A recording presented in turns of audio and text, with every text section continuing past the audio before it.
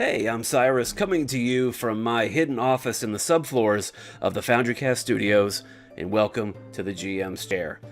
Now, I wanted to talk to you a little bit about something that I've been thinking about a lot lately, and that is a topic of conversation that still runs rampant in the RPG community, and that is, when is it okay to fudge dice rolls? And by fudging dice rolls, I mean rolling something and reporting that you rolled something differently, especially as a game master. For example, the dragon is about to bite down on the player, and you roll a critical hit, and it's going to instantly kill this player. You know it, they're dead, there's nothing you can do. But instead, you say they rolled a 5, so you do your best to save the player. Or maybe the other way around, you roll something very low, but you want this moment to be successful, so you report that you rolled something higher. It's argued that fudging dice rolls should be used in the most rare and extreme of cases, or to protect a player from dying, or from a total party kill, a TPK. And my opinion is, the time that it's okay to fudge a dice roll is never. There's never a good time to fudge a dice roll. There are always much better ways that you can get out of the situation. It's what the players don't know, because you control the narrative. The dice are going to roll, let them be what they may, but you get to interpret what it means and where you go from there. So I wanted to provide for you 5 examples of what you can do when the players are doing very badly, to help them without fudging dice rolls, and 5 things you can do when the players are doing well without having to fudge the dice rolls. And I'll start off with number 1, what to do when the players are doing badly, and that is by investing in clever seed work. This is something that it takes game masters a long time to perfect, or I don't think you can ever really perfect it, and that is to plant seeds within the plot a long time in advance, just in case they ever need to come true. For example, let's say while spelunking in a cave, the players find a blue ring. It doesn't seem to have any magical qualities, but it does have an insignia for the god of travel, something like that. And then in a moment, much later on, when that player is about to die and their hit points go to 0, automatically their death triggers an explosion of magic which encompasses everybody, sort of creating a teleportation field which pushes them like 50 miles in one direction. Of course, it's somewhere safe. They just land on a grassy hill. Maybe someone lands upside down in a tree. Maybe a big portion of the cave they were in comes along with them too, and it gives them an opportunity to escape. Now, you didn't just throw in some random opportunity for them to escape. They've been wearing this ring for weeks and weeks and weeks. Now they know what it does. However, after the one use, it's now broken, and that player is unconscious. They are bleeding. It's up to the people around them to bring them back to life. A second one would be to have another band of adventurers show up right in the nick of time. Who's to say that your party, your group of adventurers, are the only ones who are seeking this treasure? Stands to reason that other people are too.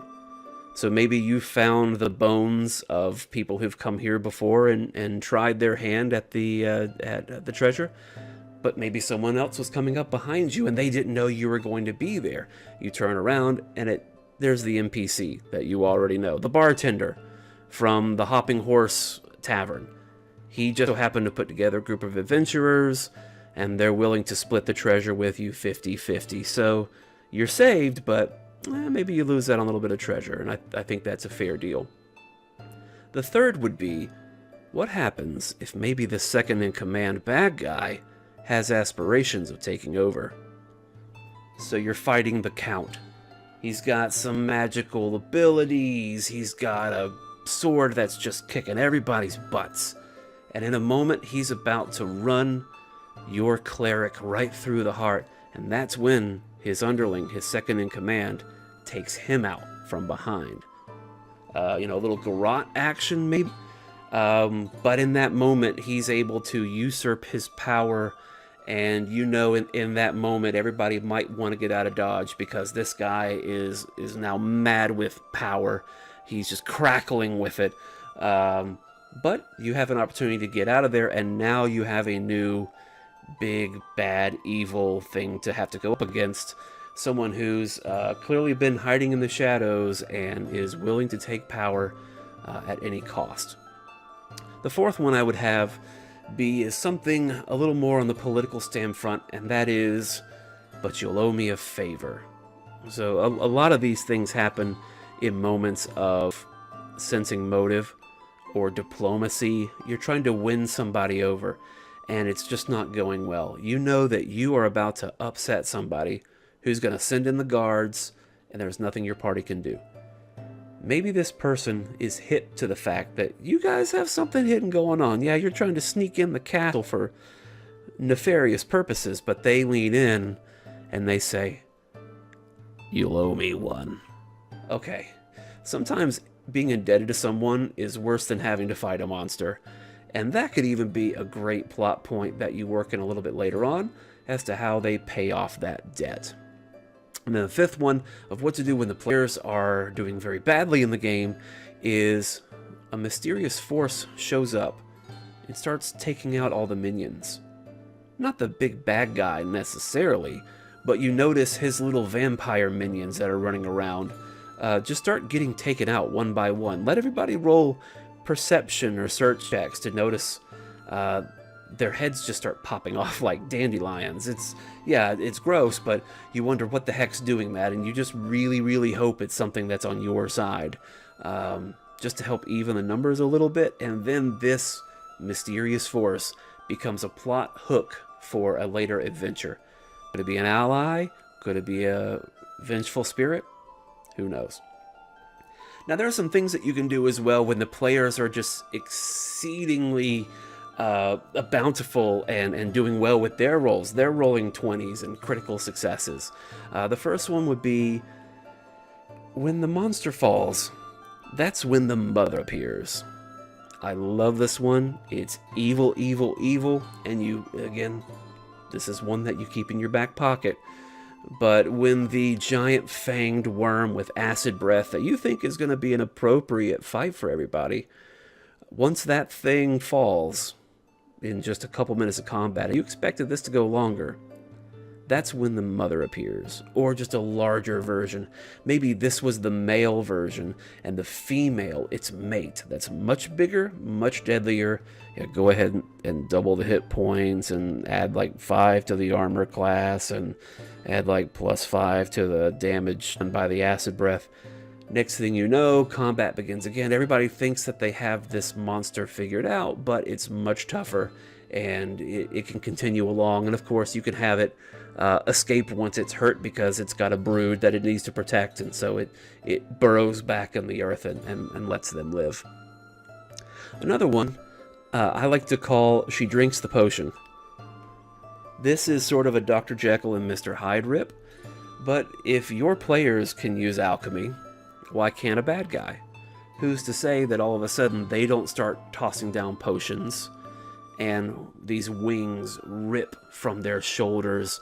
They start flying in the air. They become fanged, tusked, horned, evil-looking creatures. And what makes it even more fun is if you already have an established phobia for a different player. Maybe they had been attacked by a vampire bat before. She looks like a vampire bat, and now you can play with fear aspects, whether it be spell-like condition or just make them save versus, being petrified with fear. Another time to use this would be when players already have a suspicion that you didn't have in mind. They already think that the person in this tower is a vampire bat monster, and they're not. They're just a person who's doing whatever they're doing. When they get into the battle and they're winning very quickly, why not make what they thought to be true? That validates their suspicions.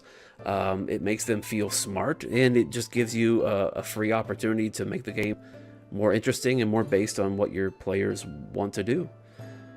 Another one I would say, if the players are doing too well, is, and this one's really shady, is to put one of their NPC friends in danger. They will change their tactics in a heartbeat. One way to do this is by having the little hireling guy who's been dragging their gear around, have them see their friends in battle. They feel emboldened by their courage, grab a spear and just start running into the fray. And of course get knocked aside, they're hurt, they're bleeding. Now you're going to have one of your fastest characters dragging them out.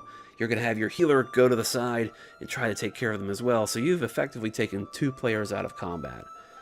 What's worse is if this is a family member or a loved one, you're going to have people react very quickly. I've had this happen to me in game.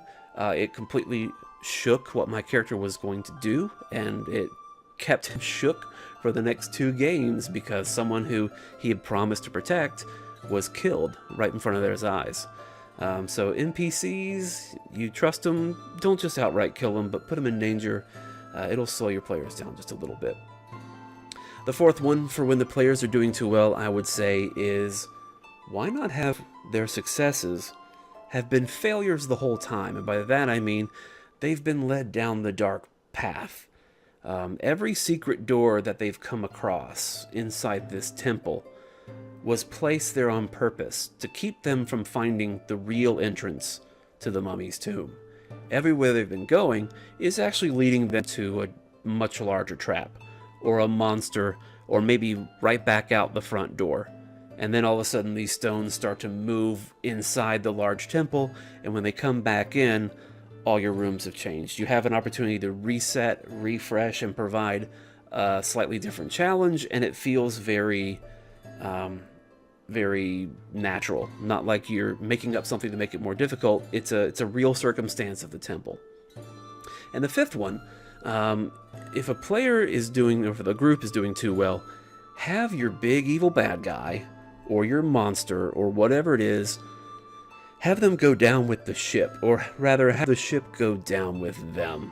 So they start thrashing about as they're down to 10 and 15 hit points. They start swinging their sword around, whatever they happen to be, and things start to fall down around them. They knock over a lantern and the sails catch fire. You're in a cave and they start bashing into the walls and boulders become falling from the ceiling. Oops, sorry. So now you have environmental dangers, which will scare your players, and rightfully so, because you're more likely to die from rocks falling than you are necessarily from one monster bite. But the falling debris, the damage, the monster dying, that tells them you may need to get out of here. And at the same time, you can kind of nickel and dime them for a little bit of extra damage to let them know you may be winning, but the danger is still very real. And that is 5 things to do when players are doing badly, and 5 things to do when they're doing well, instead of fudging dice rolls. Like I said, there's never a good time to fudge dice rolls, and the real reason is there's a trust that has to exist between the game masters and the players for them to invest in the world that you've either brought to them or that you've created. Otherwise, if they sense that you're cheating, they're probably going to find another game to go to, or they're going to start cheating themselves. Till next time, I'm Cyrus. This has been the GM's Chair, and I'll see you in more videos found in Cast. Hey, if you like this video, make sure to like and subscribe, and to see more from us, check out our website at thefoundrycast.com, and you can also follow us on Twitter and Facebook. Thanks for watching.